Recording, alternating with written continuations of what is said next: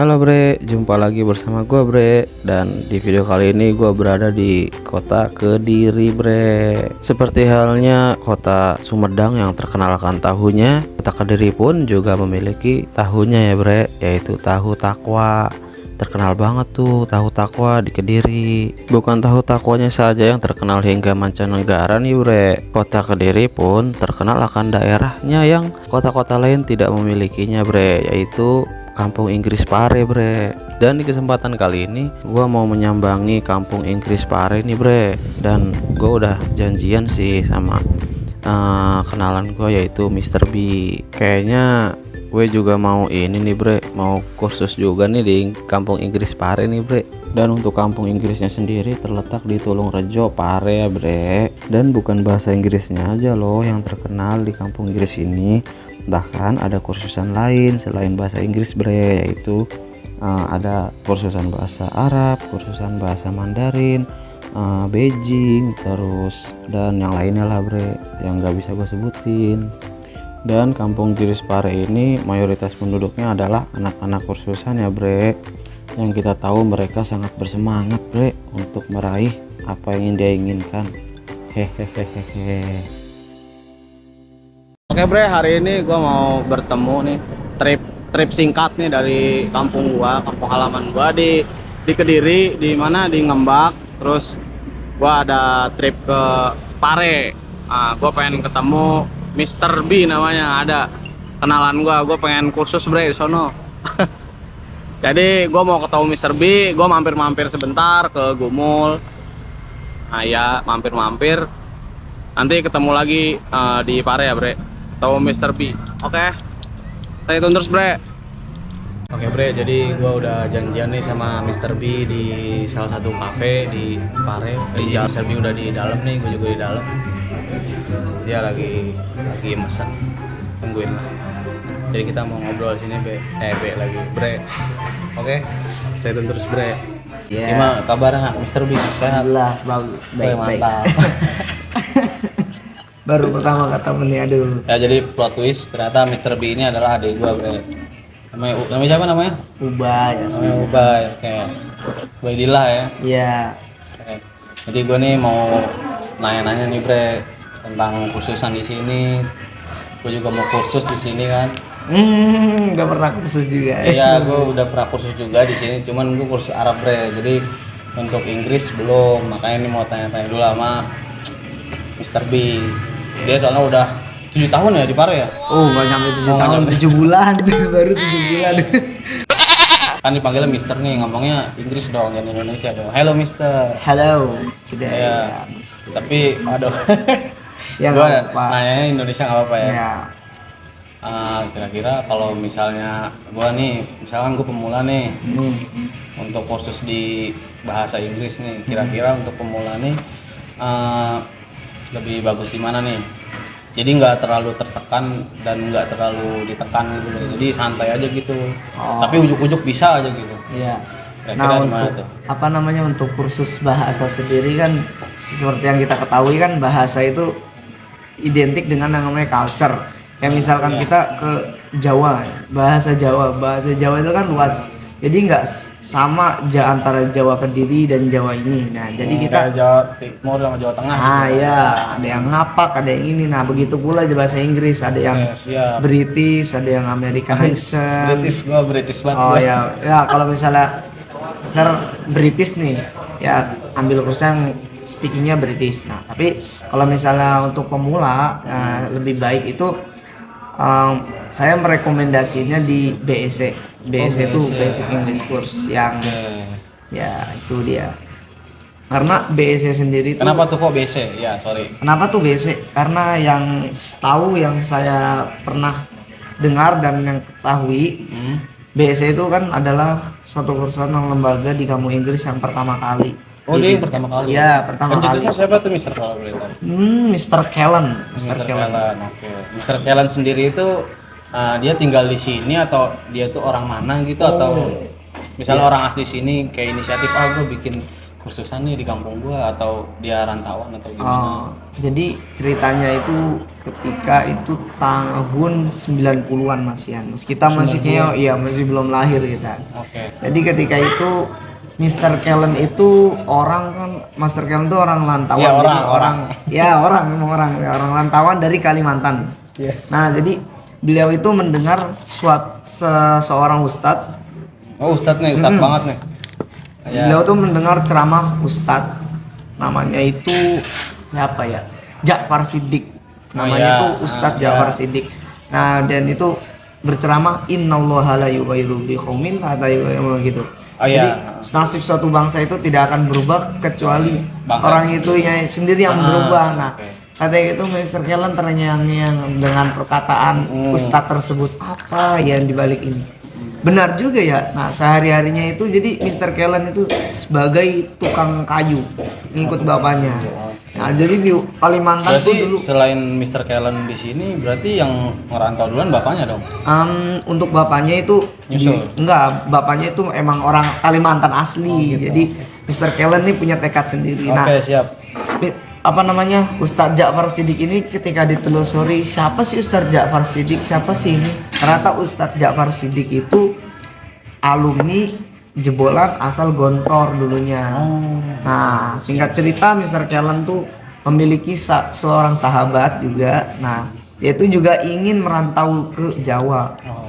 Tapi kata sahabat yang ini, mana mungkin, kita kan Iya. tak sadar diri lah, masa tukang kayu ke Jawa gitu. Iya. Sedangkan ketika itu ongkosnya lumayan berat juga kalau Ya kan misalnya dulu kan kerja. murah-murah, Mister.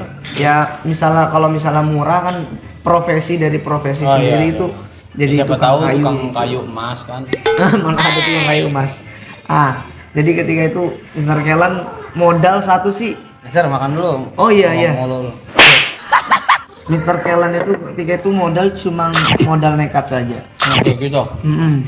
Lah terus kesininya naik apa? Nah, ketika itu Mr. Kellen memberanikan diri berangkatlah ke Gontor. Nah, ketika di Gontor ini Mr. Kellen tuh apa namanya? Tidak Tahu banget nih kayaknya. Iya, soalnya pernah di BSA itu ada yang namanya kebiisian atau enggak cerita lembaga setiap periode tuh diceritakan. Iya. Anak baru tuh mesti tahu. Ntar sebelum anak baru masuk ke BSA itu diceritain apa itu BSA, sejarahnya tuh gimana. Nah, semua siswanya ya wajib tahu. Nanti ada kuis gitulah, seru-seruan. Nah, ketika merantau ini, Mr. Kellen kan dari inisiatif pengen pergi ke Gontor untuk belajar. Tapi terpaut usianya itu Berapa ketika umurnya? itu sudah sangat tua. Yang tua. Nah, jadi 40 ada, umurnya 40. itu 28 tahun lah, 27 tahunan hampiran 27 tahun. Muda. Masih muda. Nah, ketika itu Mr. Kellen tuh datang ke Gontor, ujuk-ujuk datang ke Gontor. Ya, udah ujuk datang ke Gontor. Setelah datang ke Gontor, ditanya sama penjaga sapamnya. Iya. Pak, mau nyari apa Pak? Mau jemput anak. Padahal Mr. Kellen ingin belajar di Gontor. Tapi Ilegal juga ya. iya. Oke. Ditanya, Pak mau ngapain Pak? Mau jemput anak gitu kan. Soalnya udah 27 tahun tuh udah kumisan, udah jenggotan gitu kan. Kirainnya Pak Sapam ini ingin jemput anak gitu. Ya. Nah, setelah itu Mr. Kellen, saya bukan mau jemput anak. Saya ingin belajar di Gontor gitu. Nah, Terus? singkat cerita ada yang namanya ujian masuk. Sebelum masuk Gontor tuh ada yang namanya ujian. Nah, dari ujian itu 900 orang yang daftar ke 900? Gontor. Iya, 900 ketika itu. 900 lebih itu daftar ke Gontor, yang keterima cuma 300 doang. Mr. Kellen tuh kadang Berarti gimana ya? nggak sampai setengah. Nggak sampai setengah. Nah, ketika itu Mr. Kellen deg-degan tuh kan. Waduh, gimana Pasti nih ya? Jantungan tuh ya. Nah, iya betul. Sangat itu.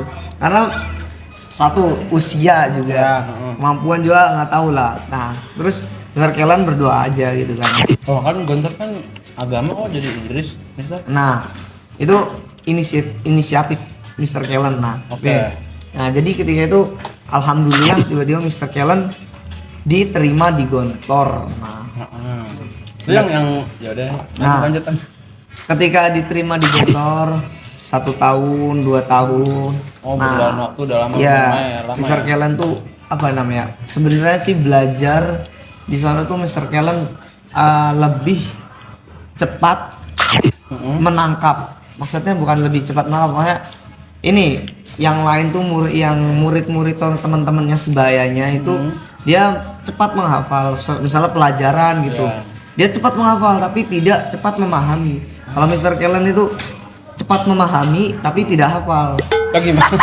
Gini, jadi kalau misalnya santri kan identik dengan hafalan gitu. Iya, Nah, jadi teman-teman sebayanya kan umurnya masih 14. Jadi mereka tuh misalnya nangkep ya cukup hafal tuh cepat langsung hafal gitu. Tapi enggak kalau Mr. Kellen nangkep lama ngapalnya tapi fahamnya itu dalam dia. Oh, siap. Nah, jadi pemahamannya walaupun tidak hafal tapi mesti bisa. Kalau misalnya hafal doang tapi tidak tahu maknanya kan percuma. Tapi Berarti Mr. Kellen tuh bener-bener paham. Nah, Jadi bahagia juga istrinya ya. iya. Nah, singkat cerita Minum. iya. Nah, ketika itu singkat cerita Mr. Kellen apa ya? Mencari sesuatu yang kurang dari dirinya gitu kan. Masa saya di pondok gini-gini aja gitu kan. Ternyata di pondok itu yang dominan anak-anak pondok itu berbahasa Arab. Iya pasti. Nah, terus yang banyak berbahasa Inggris itu dikit sekali, sedikit minim banget. Bisa dihitung lah santri Gontor tuh kan misalnya 90 ya. 5 di antara 90 itu yang minat bahasa Inggris. Jadi sangatlah dikit gitu. Nah, ketika itu Mr. Ken langsung buat peluang, iya ya kalau misalkan dari dikit ini saya menjadi master dalam bahasa Inggris, pasti orang pada ngikut ke saya gitu.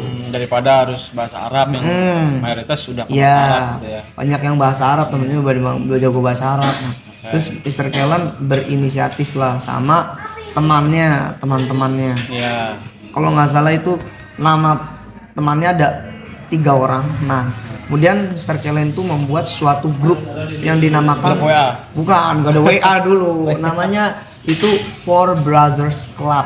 Nah, Apa tuh Mister? Four Brothers Club itu jadi di di satu grup itu, small group itu mereka itu semuanya fokus ke dalam bahasa Inggris semua. Jadi apapun itu bahasa Inggris pokoknya. Nah, dari Four Brothers Club ini Mr. Kellen nyusun. Misalnya nanti pidato bahasa Inggris. Four Brothers Club ini harus jadi utusan. Nah, nanti dari Four Brothers Club ini yang ikut join small group Mr. Kellen ini. Nanti ini tahu nggak ini Nggak tahu pasti. Nah, jadi sebelum membuat small group grup Iya, grup tadi grup WA. ya Four Brothers Club itu mereka tuh membuat yang namanya perjanjian. Oke. Mr. Kellen tuh membuat baptis ya. bukan baptis loh, Kristen gitu kan.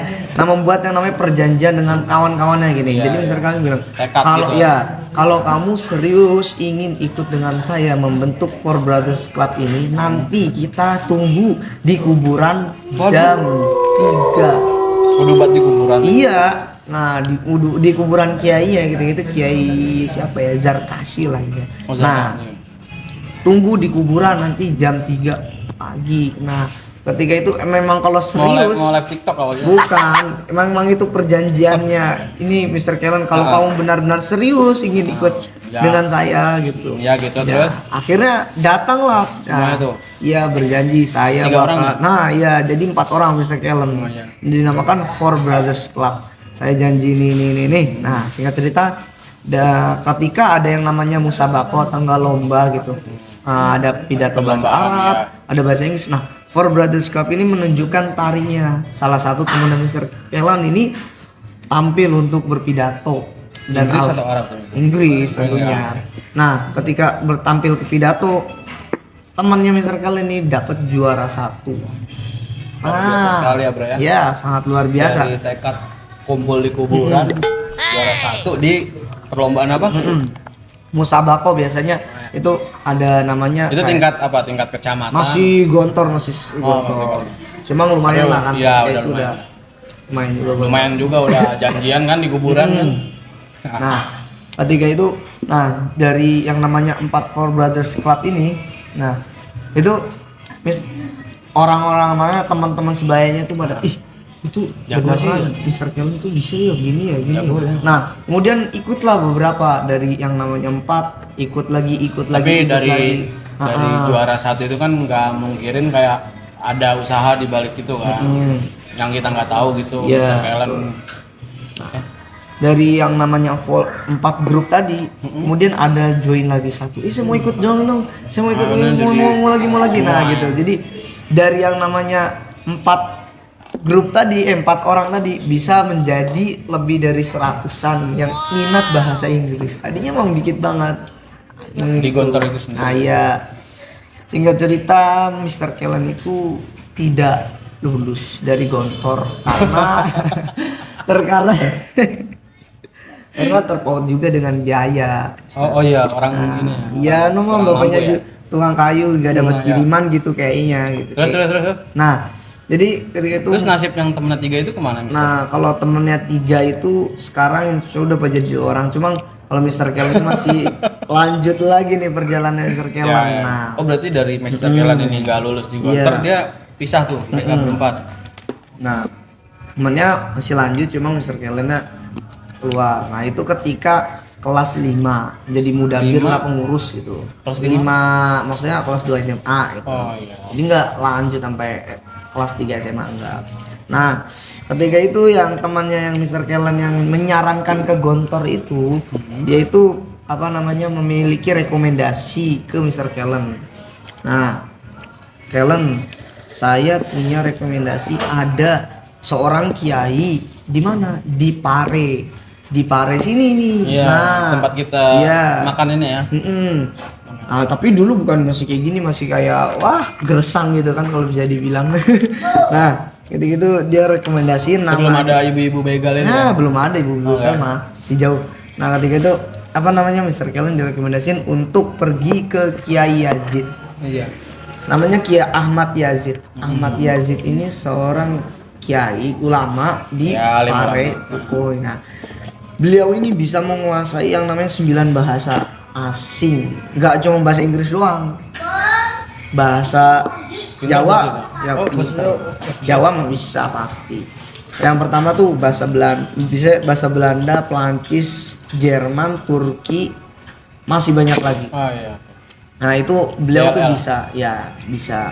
Terus kemudian? Kemudian Mr. Kellen itu datang ke Pare itu. Dulu namanya bukan Pare itu dulu. Apa? Dulu Pare-pare. tuh bukan. Pare-pare mah sono dong. Pare itu sebuah istilah saja. Yang memberi nama Pare itu orang luar negeri. Nanti kita ceritain dulu. Nah, setelah itu Mr. Kellen pergi yang namanya ke kediaman Kiai Yazid. Mana Kiai Yazid gitu kan ya. Bingung Mr. Kellen gitu kan. Nah, diduduhi lah sama ini. Di mana Kiai Yazid itu? Diduduhi itu dikasih tahu gitu. Oh, iya, Mana iya. Kiai Yazid itu? Oh, di sana rumahnya. Nanti Mister bisa lihat di samping masjid yang tadi kita ini tuh. Itu ada rumah iya, tua. masjid ini? Bukan masjid yang tadi itu. Oh, iya. Nah, itu ada rumah tua, itu ada tulisan Ahmad Yazid itu peninggalan Ahmad Yazidnya. Untuk kuburannya pas persis di sini kuburannya. Sini di Iya, samping kafe. di samping ini, di samping masjid sini, sampingnya itu. Itu kuburan Kiai Ahmad Yazid. Nah, singkat cerita, kenapa bisa dinamakan Pare gitu kan? Sebenarnya dulu istilah Singkat Pare aja nih, itu- singkat banget. Ya, istilah Pare itu namanya itu dulu Mojo Kuto. Mojo Kuto. Mojo itu kan artinya pahit. Kuto itu kota pahit. Nah, dijadikan istilah Mojo Kuto itu Pare.